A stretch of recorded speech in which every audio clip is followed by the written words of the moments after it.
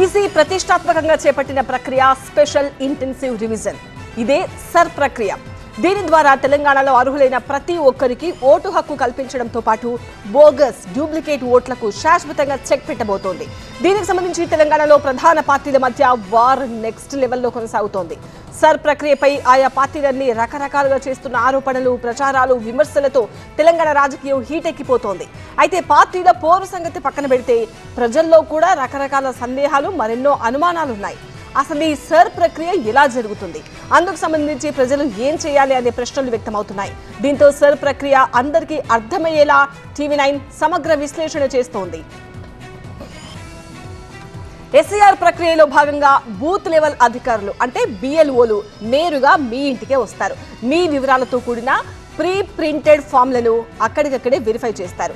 ఈ ఫామ్లో మొత్తం 4 విభాగాలుంటాయి. ఫస్ట్ పార్ట్లో పేరు, చిరునామా, ఓటరు గుర్తింపు కార్డు నెంబర్, ఏ పోలింగ్ బూత్లో ఓటు హక్కు కలిగి ఉన్నారు, ఏ నియోజకవర్గ పరిధి, ఏ పార్లమెంటు నియోజకవర్గంలో ఉన్నారు అనే వివరాలు ఉంటాయి.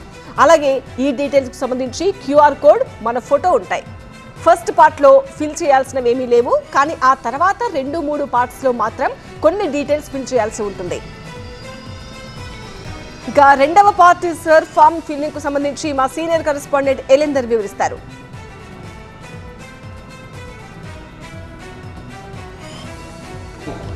మనకిచ్చేటువంటి ఈ ఎన్యూమరేషన్ ఫామ్లో గత ఎస్ఐఆర్కి సంబంధించినటువంటి డీటెయిల్స్ ఫిల్ చేయాలని ఉంది. సో ఇది ఎట్లా ఫిల్ చేయాలి, ఇట్లా అనుమానాలు చాలా ఉన్నాయి. సరదా ప్రస్తుతం మనం ఒకసారి చూడొచ్చు. ఈ గత ఎస్ఐఆర్ యొక్క ఓటర్ జాబితాలో ఓటర్ వివరాలు ఇక్కడ ఫిల్ చేయమని చెప్తున్నారు. అంటే ఇక్కడ 2002లో ఎవరైతే ఓటర్కు కలిగి ఉంటారో వాళ్ళ యొక్క డీటెయిల్స్ ఇక్కడ ఫిల్ చేయాలి. ఈ ఫామ్ నాది కాబట్టి ఇప్పుడు నేను ఫిల్ చేస్తున్నాను కాబట్టి నేను ఫిల్ చేసే సమయంలో నాకు 2002లో ఓటర్కు ఉంటే ఆ ఓటర్ ఐడి పైన ఉన్నటువంటి డీటెయిల్స్ ఇక్కడ ఫిల్ చేయాలి. నా పేరు, ఓటర్ ఐడి పైన ఉన్నటువంటి ఎపిక్ నెంబరు, దాంతోపాటుగా బంధువు అంటే తండ్రి పేరు, ఏమవుతారు, గార్డియనా, ఫాదరా, అవి డీటెయిల్స్ ఫిల్ చేసి అసెంబ్లీ నియోజకవర్గం యొక్క నెంబరు, ఆ డీటెయిల్స్ ఇక్కడ ఫిల్ చేయాల్సి ఉంటుంది. యాజ్ ఇట్ ఈస్గా మళ్ళీ ఇక్కడ నా డీటెయిల్స్ ఫిల్ చేయాల్సి ఉంటుంది. లేదు, నాకు 2002లో ఓటు హక్కు లేదు, అప్పుడు ఏం చేయాలి? అలాంటప్పుడు మ్యాపింగ్ కోసం అని చెప్పి ఇక్కడ తండ్రికి మా నాన్నకి మా అమ్మకి 2002లో ఓటు హక్కు ఉంటుంది కాబట్టి మా అమ్మ లేదా మా నాన్న యొక్క డీటెయిల్స్ ఇక్కడ ఫిల్ చేయాలి. సేమ్ మళ్ళీ మా నాన్న పేరు, మా నాన్న ఓటర్ ఐడి పైన ఉన్నటువంటి 2002లో ఓటర్ ఐడి పైన ఉన్నటువంటి ఎపిక్ నెంబరు, మా తాతయ్య పేరు, తండ్రి అవుతారని చెప్పి తండ్రి అని ఆటోమేటిక్గా జిల్లా, రాష్ట్రం పేరు ఫిల్ చేసి ఈ అసెంబ్లీ నియోజకవర్గం యొక్క క్రమ సంఖ్య ఇవన్నీ ఫిల్ చేయాలి. అయిపోయింది. మా నాన్న డీటెయిల్స్ ఇక్కడ ఫిల్ చేసిన తర్వాత ఇక్కడ గత ఎస్ఐఆర్లో ముందు కాలంలో పేర్కొన్నటువంటి బంధు పేరు, అంటే ఈ కాలంలో డీటెయిల్స్ రాసిన యొక్క బంధు పేరు, అంటే ఈ ఫామ్ నాది కాబట్టి ఇక్కడ మా నాన్న డీటెయిల్స్ ఫిల్ చేశాను కాబట్టి ఇక్కడ నా డీటెయిల్స్ ఫిల్ చేయాలి. సో 2025లో నాకు ఓటు హక్కు ఉంది కాబట్టి ఆ లిస్టు ప్రకారం మనకి ఎన్యూమరేషన్ ఫామ్ ఇచ్చారు కాబట్టి ఇక్కడ ఆ డీటెయిల్స్ నాకు ఫిల్ చేయాలి. సేమ్ మళ్ళీ నా పేరు, నా ఓటర్ ఐడి యొక్క ఎపిక్ నెంబరు, మా నాన్న పేరు, మా నాన్న నాకు తండ్రి అవుతారనే ఆ డీటెయిల్స్, జిల్లా, రాష్ట్రం, సేమ్ యాజ్ ఈజ్గా ప్రస్తుతం ఏ నియోజకవర్గంలో ఉన్నామో ఆ నియోజకవర్గం యొక్క డీటెయిల్స్, దాని క్రమ సంఖ్య ఈ పార్ట్ 2లో మనం ఫిల్ చేయాల్సి ఉంటుంది. ఇక పార్ట్ 3లో ఆధార్ నెంబర్, ఫోన్ నెంబర్, బంధువుల ఐడి కార్డ్స్ అడుగుతుంది. వీటిలో కొన్ని ఆప్షన్స్ అని కూడా ఉన్నాయి. సో అవి ఫిల్ చేయకపోయినా పర్వాలేదా, లేదంటే ఫిల్ చేయడానికి ఎక్కువ జాగ్రత్త తీసుకోవాలా? ఈ 3వ పార్ట్ సర్ ఫామ్ ఫిల్లింగ్ పై మా సీనియర్ కరెస్పాండెంట్ ఎలెందర్ ఎలాంటి వివరాలు చెప్తున్నారో ఇంకోసారి చూద్దాం. క్వశ్చన్ నెంబర్ 2, ఇదే ఎన్యూమరేషన్ ఫామ్ కింద ఈ 2 పార్ట్స్ తర్వాత 3వ పార్ట్ ఉంది. ఇది ముఖ్యమైనది.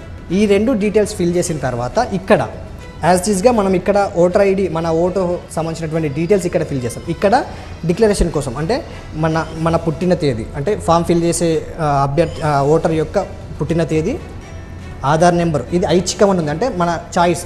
ఆధార్ నెంబర్ నింపితే నింపొచ్చు, లేకపోతే లేదు. బట్ పుట్టిన తేదీ డీటెయిల్స్ ఫిల్ చేయాల్సి ఉంటుంది. మొబైల్ నెంబర్ రాయాల్సి ఉంటుంది.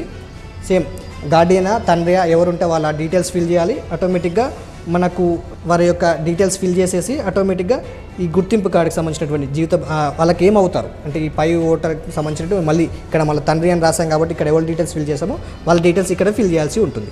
ఇది పార్ట్ 3లో ఉంటున్నటువంటి విషయం. లాస్ట్గా పార్ట్ 4లో ఓటరు లేదా కుటుంబ సభ్యుడే సంతకం అడుగుతున్నారు. అసలు ఇదేం ఆప్షన్? ఒకరి ఫామ్ వేరేకరు ఫిల్ చేయొచ్చా? అసలు ఈ లాస్ట్ పార్ట్లో ఉన్న సీరియస్ కాన్సెప్ట్ ఏంటి అనే అంశాలను మా సీనియర్ కరెస్పాండెంట్ ఎలెందర్ వివరిస్తారు.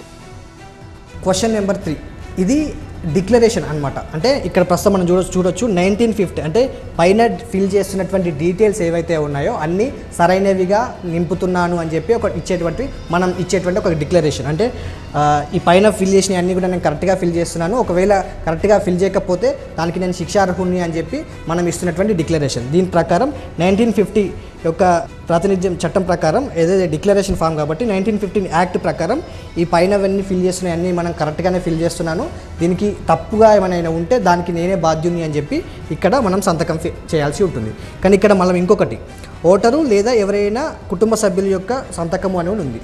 ఫర్ సపోజ్ నేను ఇప్పుడు ఉద్యోగం చేస్తున్నాను, నేను ఇంటి నుంచి ఆఫీస్కి వచ్చేసాను. సో ఆ టైంలో మనం ఫామ్ ఫిల్ చేయాల్సి ఉంటే బిఎల్ఓకి ఇవ్వాల్సి ఉంటే మా ఇంటి సభ్యులు ఎవరైనా ఆ డీటెయిల్స్ ఈ 2002కి సంబంధించి ఫ్యామిలీ లింకప్ అయ్యేటువంటి మ్యాపింగ్ సంబంధించినటువంటి ఓటర్ డీటెయిల్స్ ఉంటే ఆ డీటెయిల్స్ అన్నీ ఫిల్ చేసి మా ఇంట్లో వాళ్ళు ఎవరైనా ఇవన్నీ ఫిల్ చేసి అక్కడ డిక్లరేషన్ కింద వాళ్ళ సంతకం చేయొచ్చు. ఇంట్లో వాళ్ళు ఎవరైనా సంతకం చేయొచ్చు. నేనుంటే నా సంతకం ఇక్కడ చేయొచ్చు. నేను అందుబాటులో లేని సమయంలో మా ఇంట్లో వాళ్ళు ఈ ఫామ్ ఫిల్ చేసి ఇక్కడ సంతకం చేయాల్సి ఉంటుంది. సో దాని తర్వాత బిఎల్ఓ సంతకం ఉంది, ఈ బిఎల్ఓ ఇక్కడ సంతకం చేయాల్సి ఉంటుంది. సో పూర్తిగా ఇవి 2 ఫామ్స్ ఇస్తారు కాబట్టి 2 ఫామ్స్ మనం ఫిల్ చేయాలి. రెండింటికి ఇక్కడ ఫోటో స్టిక్ చేయాల్సి ఉంటుంది. 2 ప్లేస్లలో సంతకాలు మనం సంతకం చేయాలి, బిఎల్ఓ సంతకం చేయాలి. ఒకటి బిఎల్ఓ తీసుకెళ్తారు, ఒకటి మనకు అక్నాలజ్మెంట్ కింద మనకి అంటే ఎస్ఐఆర్ జరిగింది, మనం ఈ ప్రక్రియలో మనం పాల్గొన్నాము అనే డిక్లరేషన్ కింద మనకు ఒక ఎన్యూమరేషన్ ఫామ్ మనకి ఇస్తారనమాట.